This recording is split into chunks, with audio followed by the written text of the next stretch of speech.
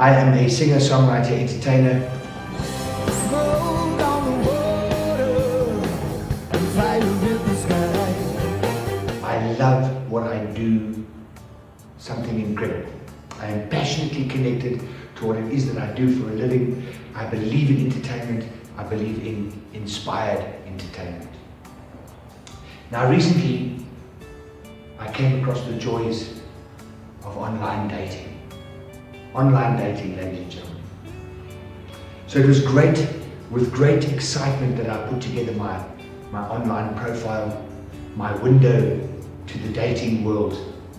What was I going to say about myself? Hi, my name is Clint. I am a singer, songwriter, entertainer. Filled out all the details, put it up live, and sat back with sweaty palms and chapped lips. My profile was only up for 2 months. In those 2 months, I got a couple of responses. The first response I got was from an old man in Rustenburg who wanted me to play for his 70th birthday party. I remember when my band and I used to do 21st. The second response I got was from an elderly lady in Krugersdorp who wanted me to teach her 16-year-old daughter how to sing. So naturally I was bitterly disappointed, so I took my profile down and I put it behind me. A couple of weeks later, I came across an article on the internet that grabbed my attention, and it was with great anticipation that I read it. The title was "The Big Mistake Men Make with Online Dating," and I figured I could learn something from this.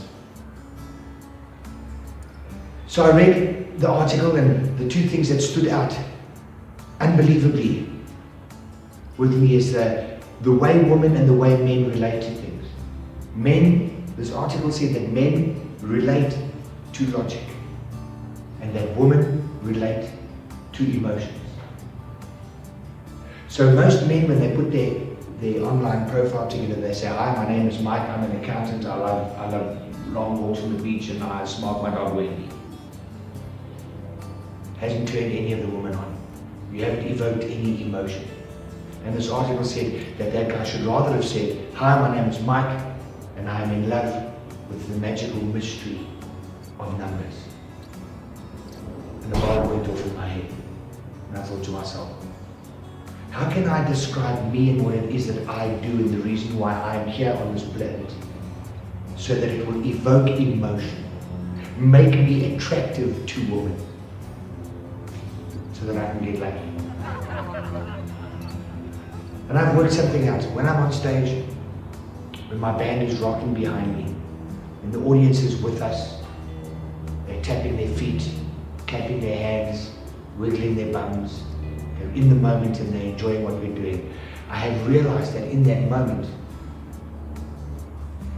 I am able to heal. I have healed myself. I go to a place where I have no thoughts, no needs, no wants, no expectations, and no fear. I am completely and utterly hanging in the moment of now with no expectation. I'm not thinking about what happened before and what's going to happen after. I'm not thinking at all. I am completely and utterly a human being. Not a human doing, a human being hanging perfectly in the moment. And through that, I have been able to release tensions within me. I've been able to grow and evolve. I've been able to heal myself. And if I'm doing it really well, I'm able to heal people in the audience. So I've reworked my online dating profile. It doesn't say, "Hi, my name is Clint, I am an entertainer" anymore.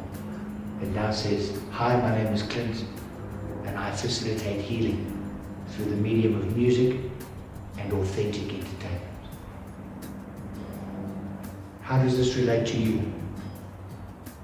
What would you do if you had to put an online dating profile up and it was important to you to get a response? Forget about the male-female thing. Think about making an impact. Every single one of us in this room wants to make an impact in their lives. Whether it's with family, with friends, in their workplace, they want to be impactful in their life. In order to be impactful, ladies and gentlemen, you have to evoke emotion. So, if you are an accountant, if you are a lawyer, and you had to put an online dating profile together, what would you say about you in order to evoke emotion? And can you see that when you look at your life from that perspective, how it can give your life new meaning? Did you know that there are two of you? There are two of you. When you are born into this world, little baby, completely dependent on those around you, you are a pure, perfect package of potential. 4 P's. A pure, perfect package of potential. You have no needs, no wants, no fears, no expectations. You're hungry, you cry. You're sleepy, you sleep. You want to evacuate your bowels, you do it right there and then. No judgment, no fear. Over a period of time, society, our socialization process, which is made up from our parents, our education system, our media and entertainment system, TV, radio, starts to superimpose the second you over your first pure package of potential. You start to think, Mom wants me to behave in that way. Dad says I can or cannot do that. I must be careful here. What are people going to say if I do that? None of those thoughts you had when you were under 3 years old. You didn't have any thoughts to attach emotions to. So there's two of you. This manufactured front that you put out to society, and the perfect observer behind you, who is the real you. So if you are ever in a situation where you need to make a decision and you're not quite sure what to do and how to handle it, what would your first you do and steer away from what your second you would do? Because your second you is a complete connection to fear. I don't want to get hurt. I don't want to upset anybody. I don't want to be thought less of. How should I behave? Whereas your first you behaves in the moment as you are feeling right there and then. Two of you. What an amazing way to get perspective on a problem as it is presented to you. Do I relate to that problem as my second you or as my original, authentic self, my first you? Each one of us comes here to this life with a toolbox. I believe with a toolbox. Inside that toolbox are a bunch of tools. Your talents, your aptitudes, your loves, your leanings are all in that toolbox. I went to an all-boys boarding school where I wished that my toolbox was full of rugby skills, because that's what I was taught at school, rugby. When I left school, I went to university and I started to discover that actually inside my toolbox, I have an ability to communicate, which I'm working on. I have the ability to sing, to play guitar. I am musically inclined and I love entertainment. That's my toolbox. Why do I have that toolbox? I have that toolbox to navigate and negotiate my walk on this planet as Clint in this life. Each and every one of you has a toolbox. You have a toolbox that you can use to make your life make sense, and by doing that, uplifting and enriching all of those around you. You don't know what's in your toolbox? Let's say you have no clue what's in your toolbox, because it's there, there's stuff in it, maybe you haven't connected with it yet. It's the easiest thing in the world. What do you love? What are you passionate about? That's where your toolbox lies. Here is a very, very interesting psychology question. Ask yourself this question, if you had 17 billion rand in your account right now, and you had given the money, you had paid everybody that you owe. You've given money to your mom and dad to look after them.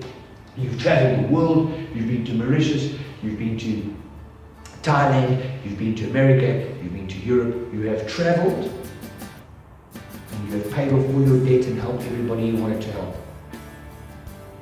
What would you do tomorrow? 17 billion rand in your bank account. What would you do with your life tomorrow? And there's a proviso. You will not fail. You will not fail. You've got all the money in the world in your bank account, and you will not fail. We so often stop ourselves from doing the thing that it is that we love, and we lose our connection to our toolbox because we are scared we're not going to make enough money out of it. And we are scared that we will fail. Both of those fears relating to your second you and not your first you. Your first you has the stronger connection to your toolbox. And your toolbox will allow you to jump into the river of life and flow with ease and grace. Let's talk about popularity for a moment. My business, I'm a singer-songwriter, I stand on stage. I want to be popular. In order for my business to be successful, popularity is such an important thing. Or is it? We live in an age where popularity is presented with such importance. Here's an interesting story. There is an old Portuguese lady in Primrose, in Johannesburg. She makes the best hamburger you will ever eat in your entire life. She has a knack. Not only that, she has culinary skills, fresh produce, and a fabulous little kitchen. She cooks with heart and soul. She makes the best hamburger, bakes the buns, makes the patties herself, secret sauce. She will make the best hamburger you will ever taste in your life. She sells between 80 to 120 hamburgers per day. The McDonald's across the road sells over 1,000 hamburgers a day. Do you understand now the difference between impact and popularity? The difference between impact and popularity. Don't always strive to be popular. Strive to connect to your first you and make impact. I hope this has inspired you and helped you. Lots of love and blessings.